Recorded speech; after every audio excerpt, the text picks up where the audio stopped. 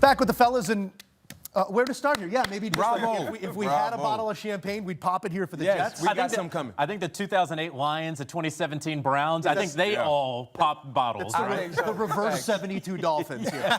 We don't say this in jest. This was a performance maybe we were not expecting after the continued scuttlebutt, let's say, from the top of the org chart there. You were there when Woody Johnson he said the quarterback hasn't been good enough. He said the quarterback was the problem. Good enough today. What did you make of the way Justin Fields specifically responded to that? Well, he responded well. And look, if Tyrod Taylor is not injured this week, there is very much a world where Tyrod Taylor is the starting quarterback of the New York Jets today. But instead, against really a lot of odds, because the Cincinnati Bengals had their Ring of Honor game today. This was like their homecoming game. They scheduled it against the Jets.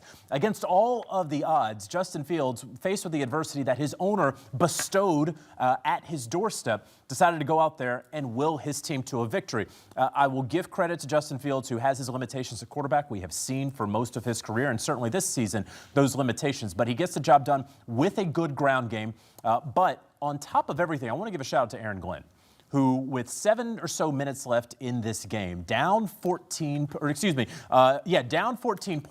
they score the touchdown, and instead of kicking the extra point to go down 7, as both of these former players, I'm certain, wanted him to do, he listened to the analytics.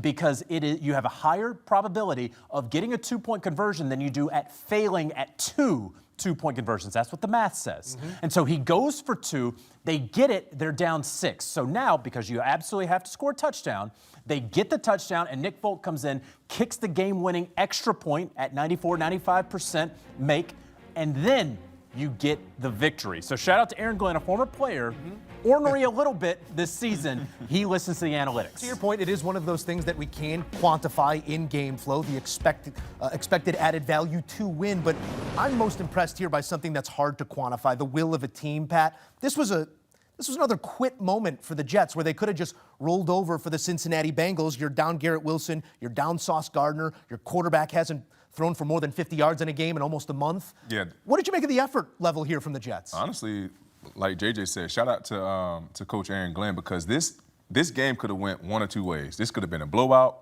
The team could have laid down, already been in Cabo. You know what I mean? But these guys in October. Exactly. These guys were focused. They had a great game plan. And how about this? The Jets had 500 yards of total offense after Mr. Woody Johnson came out and said, if any head coach have a quarterback that's playing the way that he's playing, they're going to have a similar situation. Yeah. Well, he played really well today, passing the ball and having a nice ground attack. Mac, I want you to hack up that 502 for me. How much do you assign to the offensive steps forward taken and really the feeble defensive effort here from the Cincinnati Bengals? Two things can be true. Yeah. The offense progressed, and they played against an opportunistic defense in terms of what favored them offensively. But I like to tip my hat, if I had a brim on, it would go to the offensive line. They did a much better job in protecting their quarterback. They did a much better job in the running game. Look at Breece Hall today, over 130 yards on the ground, 2 touchdowns, and he threw 1. So this was a great opportunity for the Jets to be able to say, you know what, we still have some grit in who we are as a ball club, because oftentimes when you look at the Jets in these particular spots so far this season, they find ways to lose. And I know the Jets fans were already getting ready to get that bottle of beer, 6-pack, whatever, to drink their sorrows away, because they thought the same thing was going to happen that has happened the entire season.